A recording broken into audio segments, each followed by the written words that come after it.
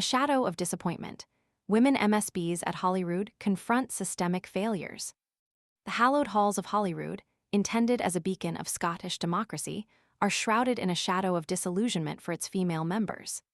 A disturbing narrative emerges, one woven from threads of inadequate party support, rampant abuse both within the chamber and the relentless digital sphere, and a disheartening tolerance of bullying that permeates the very fabric of the institution. This isn't simply a matter of isolated incidents. It's a systemic crisis demanding urgent attention. A recent Holyrood magazine survey starkly reveals the brutal reality faced by female MSPs across the political spectrum. Rape threats, death threats, and a torrent of misogynistic abuse are the grim realities of their daily existence.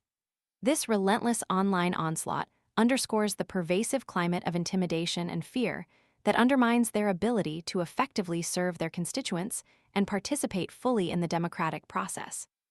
The digital realm, intended to connect and inform, has become a breeding ground for hatred and violence targeted specifically at women in positions of power. The failure extends beyond the virtual realm. Women MSPs report a profound lack of support from within their own parties. This deficiency manifests in various forms, from insufficient resources to address online abuse effectively, to a lack of proactive measures to prevent and mitigate bullying incidents within the parliamentary environment itself. This absence of institutional support leaves these women feeling vulnerable, isolated, and ultimately silenced. The irony is palpable. While the SNP, under previous leadership, championed gender-balanced representation, a laudable goal achieved through innovative measures such as all-women lists, the current administration has seemingly abandoned these progressive initiatives. The decision to discard this policy for the upcoming election has left many women MSPs feeling betrayed and deeply disheartened. Their outrage is palpable.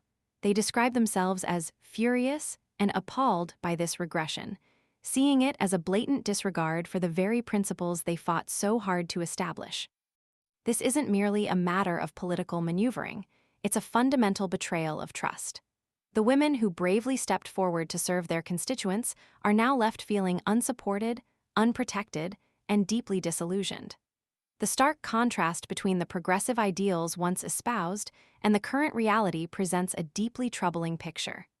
The urgent need for systemic change is undeniable.